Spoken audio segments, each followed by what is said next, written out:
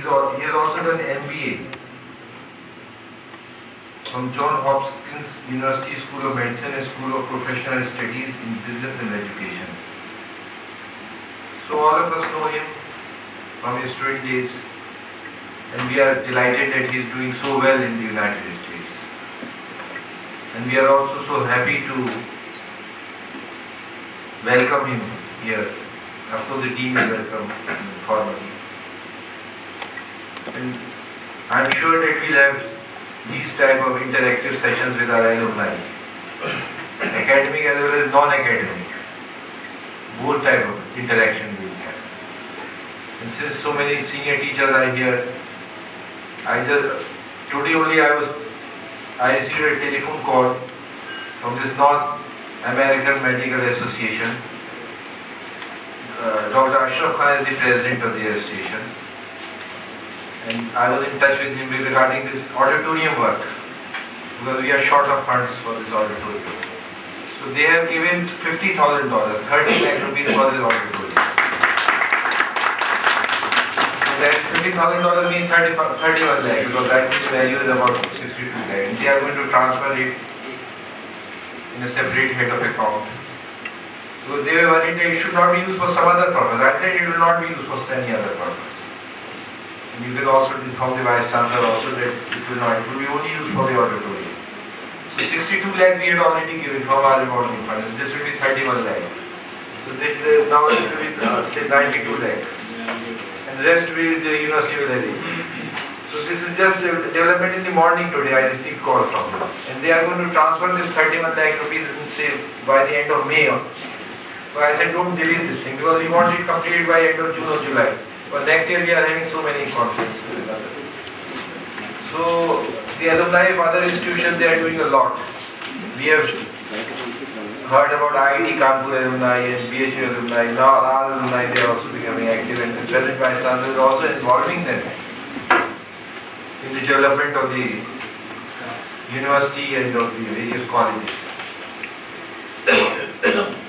So I will now request the Dean Faculty of Medicine, Professor AMAANA, to please welcome Dr. Mohsin. Teachers of my faculty, residents and students, I have the privilege to welcome Dr. Mohsin in this institution, in his institution. And he has come from the Massachusetts Medical Society and is going to deliver a very interesting lecture on the clinical aspects of the thromboembolism.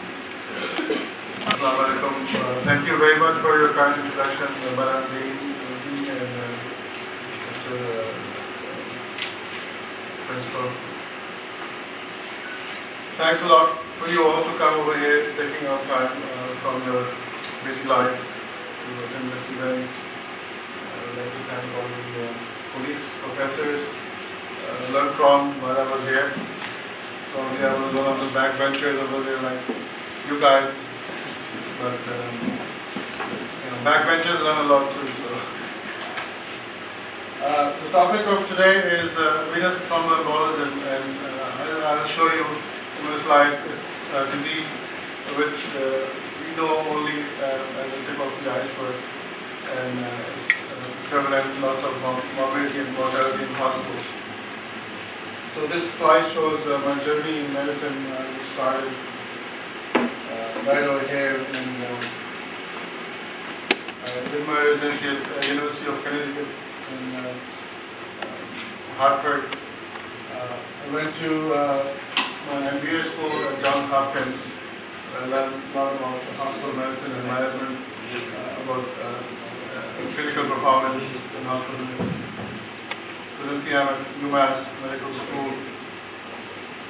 I went to Tufts Medical Institute Hospital, where I learned much more about clinical evidence-based medicine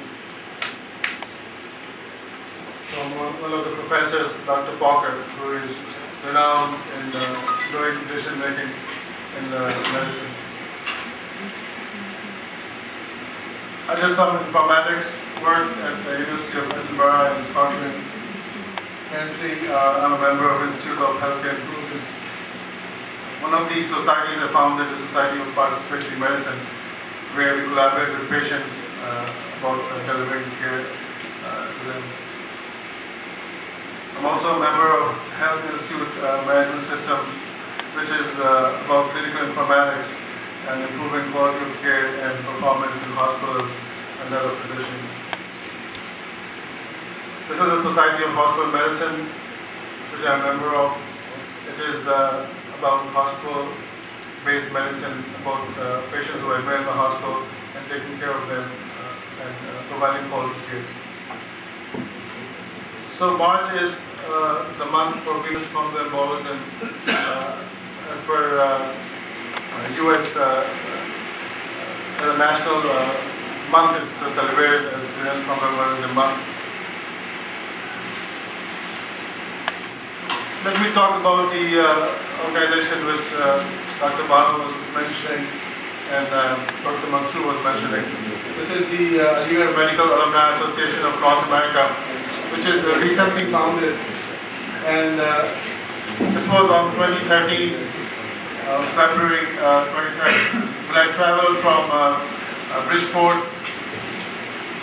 Connecticut to New York, Port Jefferson, where Dr. Tazeen Beg lives, and you probably might be knowing Dr. Tazeen Beg. She was here recently, and we, together with other physicians over there, Dr. Intizam Khan, he's a neurologist at Cornell. Dr. Shamim Khan, he's an interventional cardiologist at New York. And Dr. Farhan Bilal, he's one of the hospitals. So we got together over dinner and finally had the idea of forming this organization, which I can tell you more about. The goals are to exchange and share scientific knowledge and medical technology with our JNMCO. To seek ideas for career enhancement, counseling, and improved quality of life for students and graduates of JNMC. Organize medical missions, establish relationship with JNMC faculty, students, and highlight the achievement of its alumni. Provide alumni with rewarding opportunities to serve JNMC, its faculty and students, and to recognize physicians, scientists, and academicians for their lifetime achievements. To organize annual meetings for social interactions and providing continuing medical education. So as during the introduction, Dr. Mansoor and Dr. Balan said that we are trying to help the institution reach some of the goals over here. And as long as the auditorium is concerned, it's not mentioned over here, but the funds are coming for that. This is the first alumni meet in New York, in the hotel over here, which is Terrace on the Park. Mr. Vice Chancellor visited this meet with you, especially for this event. And as you can see, this was the agenda during that event. So this is just a start from the alumni in North America to reach out to the institution here. I got interested in venous thromboembolism through this forum, which is called North American Thrombosis Forum, and it caught my attention because of the statistics we have. So this is the disease of hospitalized patients, as we all know, and also recently hospitalized patients. The incidences in medical patients, the most two patients with pneumonia, probably coming in with sepsis, patients with gynecological, urological, and general surgery problems. You can see the incidence is high. And surgeries, stroke, orthopedics, surgery, trauma, spinal cord injury, and of course, critical patients. So you can see the incidence of DVT over here is high in all kinds of patients in the hospital. This is another graphic description. This is the total VTE in red. You can see medicine patients has the most. prevalence than PE and DVT, with the DVT incidence higher in medical patients. But you can see it all across the surgical field, oncology as well. So VT is often undetected, or detected too late. So this is, as I was saying about the iceberg, tip of the iceberg. At least 70% of fatal PE are detected post-mortem and was not suspected or diagnosed earlier. And at autopsy, we have approximately 62% of these cases.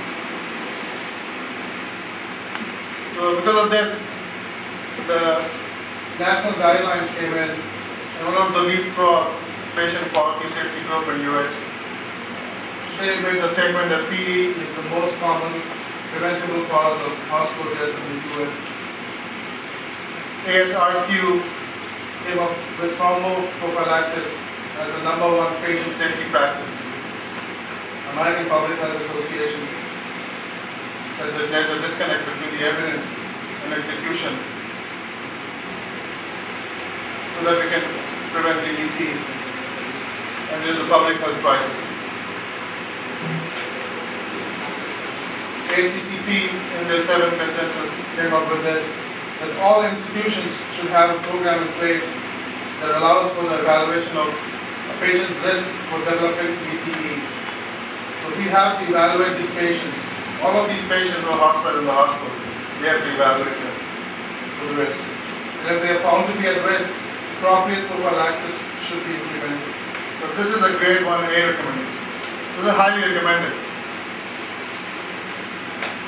National Quality Foundation also made a statement.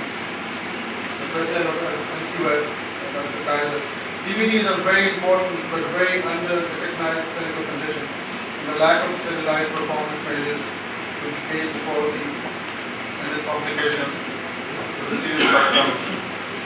Now we know that it's a big problem. How big is the problem? Here's the data. Approximately 650,000 VTE per year. So this is the US data. Approximately 200,000 deaths per year. Most are hospital related, so I think we got the point that this is for hospitalized patients. It's more than HIV, it's more than motor vehicle accidents, and more than breast cancers combined. And this is interesting, equals to 1 jumbo jet crash a day. So lots of people are dying just because of this. Approximately 10% of hospital deaths are VTE related. And it's #1 preventable cause. So here comes preventive medicine. We can stop all this. We can try to stop all this. And of course there's a huge cost and morbidity. If you look at the cost over here, for PE in US, approximately $12,000 more are spent. For DVT, 7,000 more. And look at this cost of having an AMAANA stroke. So this cost is a lot in US, but I can imagine it's very little here in India. So the burden, the economic burden, approximately 1.5 billion per year. This is the cost of having the VTE. This is the history about VTE. Sushruta in his book, Sushruta Samahita, I think you all know about this compendium. In 600 and 900 BC, they had a case of DVT, and this was the earliest case in the history. In the 13th century, there's some documented case about a 20-year-old man with DVT.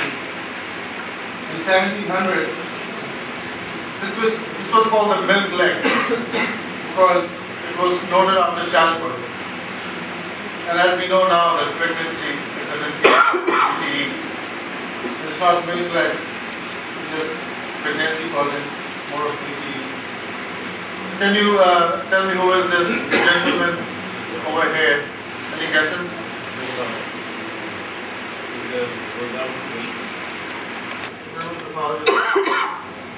He came up with this theory of stasis, vessel bone injury, causing thrombosis. And this is what we know, what we have been taught. So this is the study coming from All India Institute of Medical Sciences of risk factors profile and incidence of DVT among medically ill hospitalized patients in tertiary care hospital or in India. And their conclusion was that although we have many hospitalized medically ill patients at risk to have DVT, but the absolute risk of DVT is less than Western population. But there is a risk. But they need larger studies to prove that we have more risk. So this is the reason why I'm here.